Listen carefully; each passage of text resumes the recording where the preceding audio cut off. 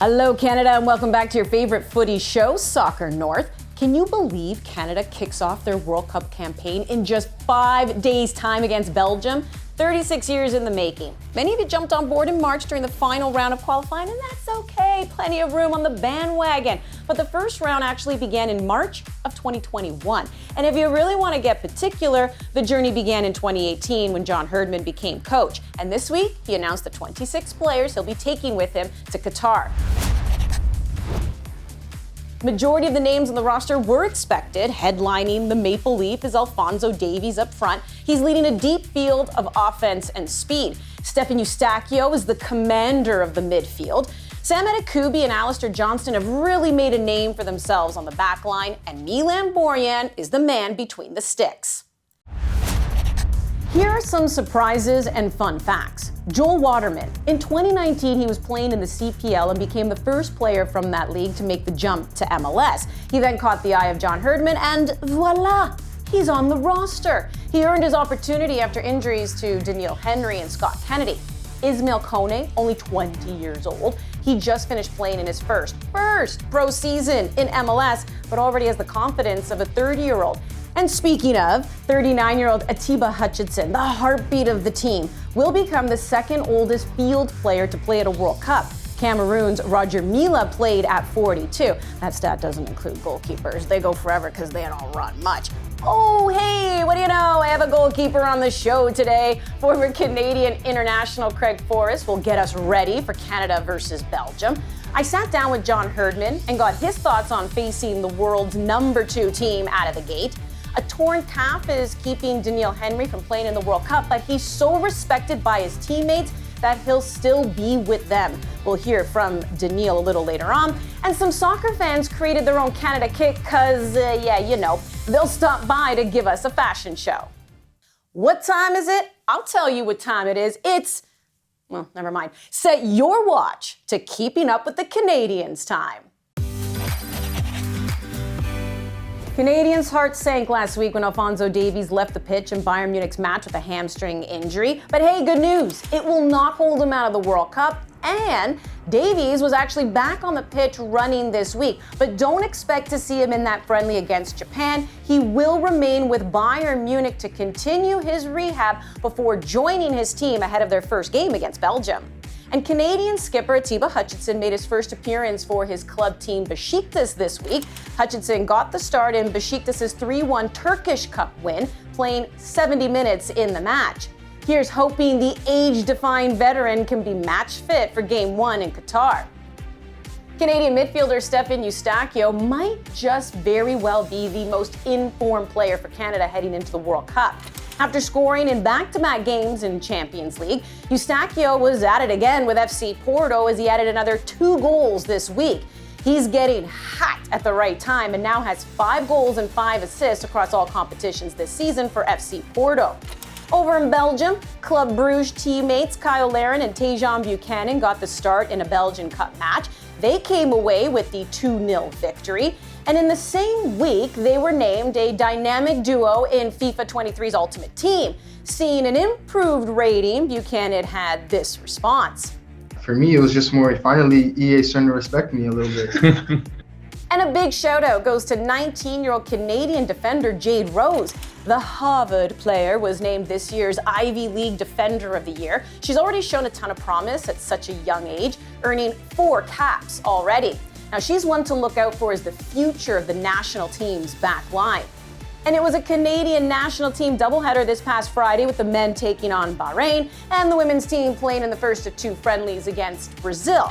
In the first match, Jonathan Osorio played in his first game since the summer with TFC, and it was Canada who got off to a quick start on an incredible finish by CF Montreal's Ismail Kone, who continues to impress. Canada would concede twice to Bahrain before Lucas Cavallini equalized in the 81st minute, with the match finishing in a 2-2 draw. And 2 players earned their first cap for Canada. Former Canadian Premier Leaguers Joel Waterman and Lucas McNaughton saw action in this one. Shout out to the CPL. And that league is already improving to be an important pipeline for the national program. You see, investing domestically and always developing players is crucial for success. And in the world of sport, you need depth because things can turn quickly when it comes to injuries. The second match of the day featured the Canadian women's national team taking on a Marta-less Brazil. Yeah, the great Marta. She's recovering from knee surgery. It was Canadian center back Shalina Zadorsky who opened the scoring in the 22nd minute. Shortly after, Canadian winger Adriana Leon gave Canada a 2-0 lead on a miraculous left-footed volley from inside the edge of the box. It would go on to be the eventual game winner as Canada took the first of two friendlies against Brazil, 2-1. 30-year-old Leon, who now plies her trade with Manchester United, has 5 goals in her last 7 matches for Canada. She's been on an impressive run for the national team ever since being a mainstay in the starting 11. Joining me on Soccer North right now is somebody I consider a very dear friend. He has also made Canada proud. He was the goalkeeper between the sticks when Canada won gold at the 2000 Gold Cup. Welcome to the show, Craig, a.k.a. Stacks Forrest, because you're so tall. Thanks a lot, Andy. It's great to be on here. We've had a little bit of connection problems, but we got there in the end. We are here. People don't know what it takes to make good TV, but we stuck it through. And I want to ask you about a position that you know very well, which is goalkeeping. Milan Borjan, number 1 for Canada. Does he need to play out of his skin in order for Canada to have any kind of success in Qatar? I would say in a word, yes, he does. I think he's going to have to be as good as any player on that pitch. He's going to be very busy. We know from his experience at club level and international that he can handle the pressure. He's done that incredibly well over the campaign of qualifying, and he's also playing pretty well for Red Star Belgrade. He's had a couple interesting goals he's let in, but for the most part, you know that he's capable and has the mentality to deal with the pressures at the World Cup. I have no doubt about that. First up for them will be Belgium. They're perennial contenders. Craig, they're ranked number 2 in the world. They were 3rd at the last World Cup, but they are one of the oldest teams as well in Qatar, if not the oldest, close to about 28 is the average age. The Canadians average a few years younger, and there's a growing belief now among Canadian fans that they can actually get a result against Belgium, especially their backline, some older defenders. Are you buying that hype? Do you believe in that too? Even though they're aging, you've got aging defenders, Alderweireld, Vertonghen, even De Bruyne's, I believe, 30 years of age. And this is kind of coming to the end of this golden generation, their last chance, if you like, really, as this group, anyway, to win the World Cup or get somewhere close. They do have the capabilities to do that. We can't kid ourselves that they don't. But saying that, with the quality that we have up front and what John Herdman will do, putting teams under pressure and putting Canada on the front foot, that's going to be a difficult task for Belgium to keep clean sheets, even with their top quality defenders aging. Courtois, the goalkeeper, top class. So you have to be aware of all of these things as well and look after your defensive abilities and your responsibilities, because they don't no other way to play. They don't put 11 people behind the ball. It's not what Canada's done. That's not what they're really good at. And why start doing it now? Keep playing to the strengths. The players are going to really appreciate it, and they're going to get a chance to score some goals. They just got to hope that Milan stands on his head. But are you saying there's a chance against Belgium? There's always a chance. Yes. Yeah. Oh, I'm so excited. I'm so excited. But again, you have to be aware. But we know from John Herdman as well, Andy, that the belief that he puts in this team, they will feel that they're going to win the World Cup when they go out against Belgium. That's all you have to do. You have to have that belief to start with, and they will definitely have that. Let me tell you my starting 11 against Belgium. You tell me if I'm cuckoo or if you agree. So obviously Borjan and net. From left to right, I'm going Sam Adekubi, Kamal Miller, Stephen Vittoria, Alistair Johnston. In the middle, I'm putting Eustachio and Atiba as that duo, because on the wings, I have Davies on the left, Buchanan on the right. And then up front, I'm going Larin and David. I have a lot of offense here, although I do still think these players are defensively minded. I am going 4 at the back. What do you think?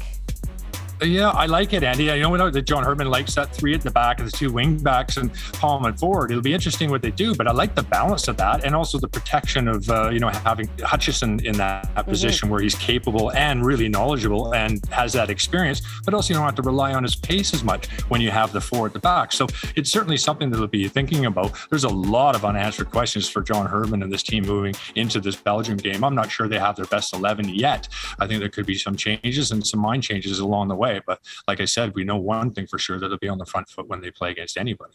If that's the starting 11, mark it. This is when my managerial debut, if I can even say managerial, that's when it happened, right here on this show. Let's play a bit of a guessing game. Who do you think is going to get Canada's first shot on target? Ooh, first shot on target. I'll say Jonathan David. Okay. Who do you think is going to get Canada's first goal? Steven Estacio. Oh, I mean, why not? He's been scoring. He's on fire, by the way. He really is. Okay, who do you think is going to be a little naughty? Who do you think is going to get their first, the first caution, the first yellow for Canada? Oh, well, Richie Laryea if he starts. I know.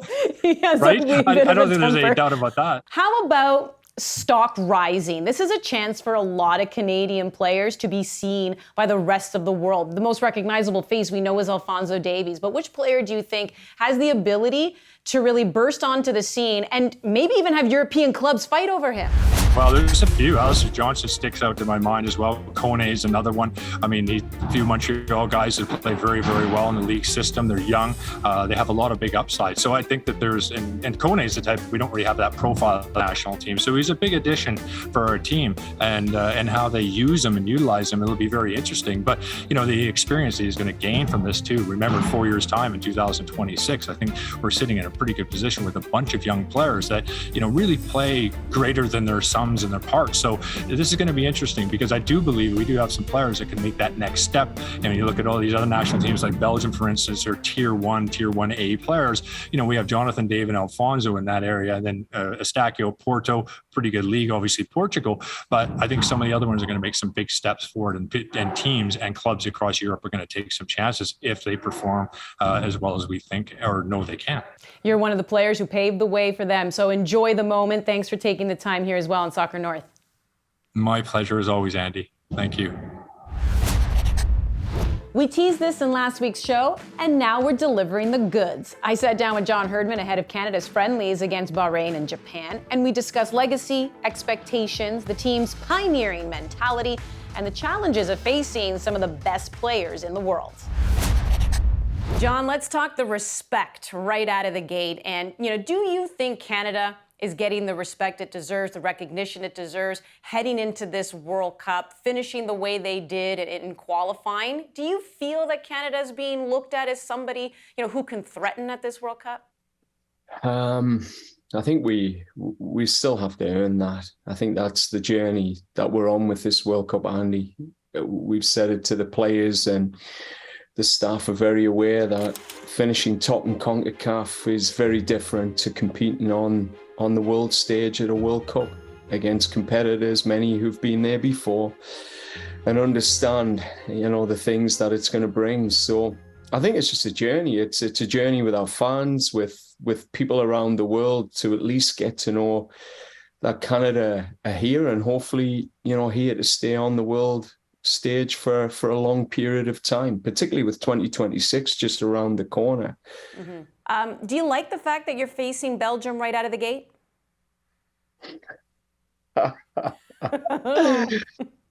Yeah, cheers. Would I have preferred someone else? Maybe, but it's a great story for these players. They're number 2 in the world. When you look at it, they haven't been beaten off an underdog team in 6-7 years. They've only been beaten off 3 teams in the last 6-7 years. So when you look at it, you go, "Oh, this is a tricky way to start a tournament." But at the same time, it's just, we're looking at it as opportunity. Like, it's all opportunity. One, to score our first goal, to get our first result, to maybe upset a team. I mean, these are the things that I think you'd rather go into the tournament in this sort of mentality than, that weight of expectation that teams like Belgium, England, France, that they carry, and they have to carry, because it can be a heavy burden. But for us, I think, the burden we carry is just, we want to earn respect. So we're putting a lot of pressure on ourselves to perform. So I'm curious, in your eyes, what does success look like for Canada and Qatar? Well, I think it's got to be from the players' hearts and minds. I think as a coach, you've got your own internal vision of what this is going to be, but we listen to our fans. We listen to, what people in football want from our team. And I think everyone just wants them to do them proud without trying to undersell it. I think the players are clear that they want to go as far as they can and shock the world, you know. But I think at the same time, it's been very clear of the small steps. Can we get our first goal? Can we get our first clean sheet? Can we get our first result? Can we get our first win? Can we get out the group stage? And it's taking those little steps, because I know if we score our first goal, this country's going to rock from east to west. You know, that there's going to be like a huge cry across the whole country, because we've never celebrated a goal on this stage before. So for me, it's just, we've got so much opportunity to pioneer here, and it's about keeping the team really connected and making sure some players have really pushed some personal bests, and at the end of it, we're proud of the memory that we've created here. I don't know if you're going to give me an answer, but I'm going to try, John, because speaking to some of your players, they've divulged, obviously, the great motivator that you are and some of the tools. And you shared some of that, of course, with the mock front page in a newspaper to say, we're going to finish #1 in qualifying, and you did.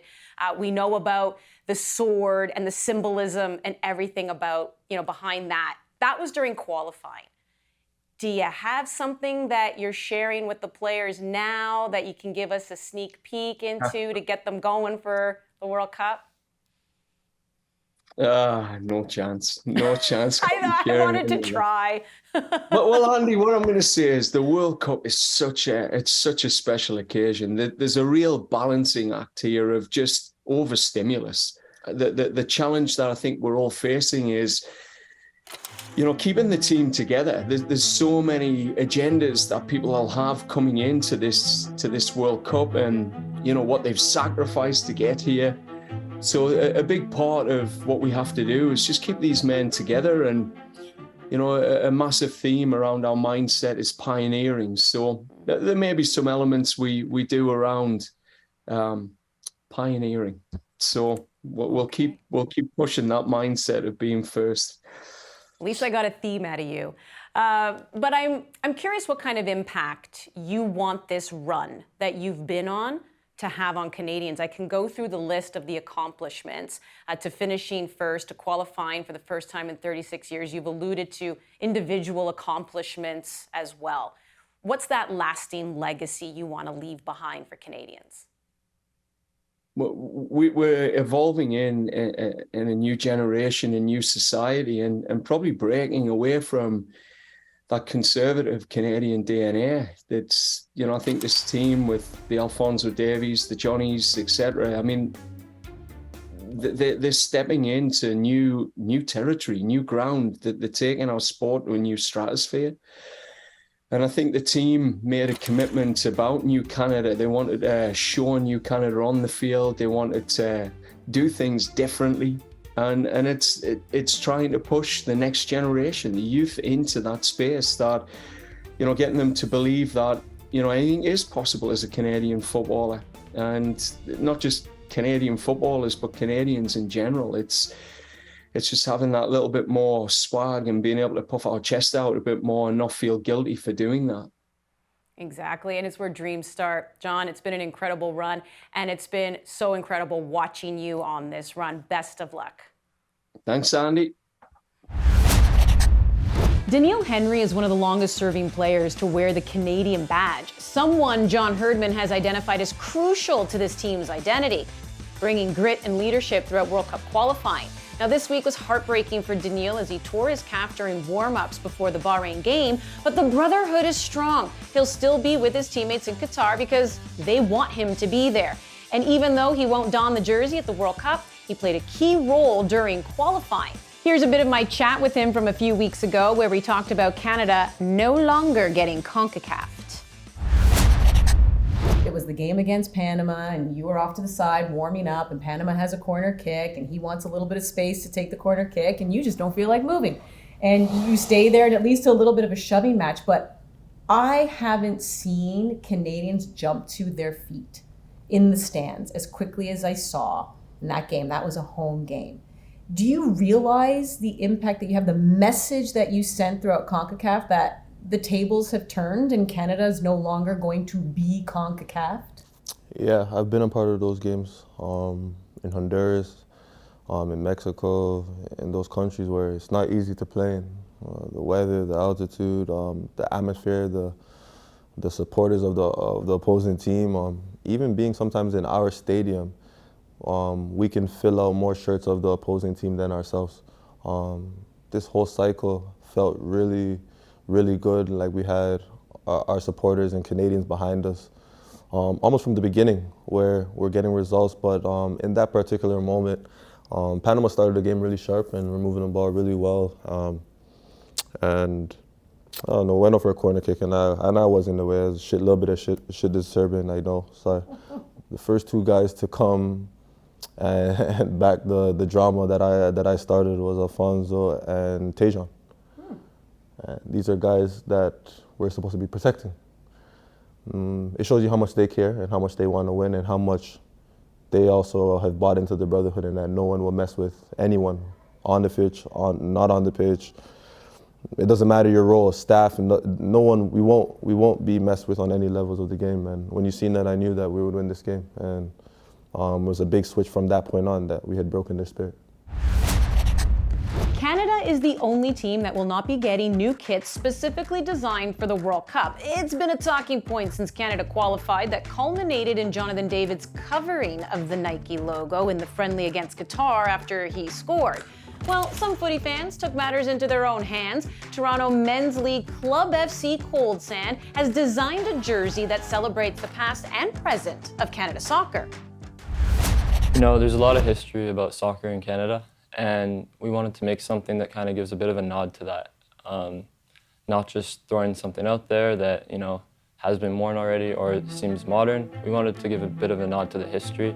It's been 36 years since we have been at a World Cup. And we feel that there's a lot of people in Canada that have been around for that, and there's a lot of new Canadians that, you know, football is just ingrained in their culture and they know about the history of football. And something like this just gives a nod to it with the simple trims and details, the long sleeve, and we feel that people can connect to that through nostalgia and also through community of, you know, the world sport that it is, football. Reminder, we will be live after all of Canada's games in Qatar. We'll have some of the biggest voices in the sport, so be sure to download the GEM app. It's free. And subscribe to CBC Sports YouTube channel to make sure you don't miss a minute of Soccer North. My friends, the next time we see each other will be on actual game day. Anyone else's hands getting a little cold and clammy? It's always great getting to sit down with John Herdman. You can see why the players from the women's and men's team respect him. And thank you to Craig Forrest, a keeper who made this country proud. Keep your eye on our social platforms. I may or may not have had a chance to talk with a guy they call Fonzie. See you after the Belgium game, Canada, right here on Soccer North.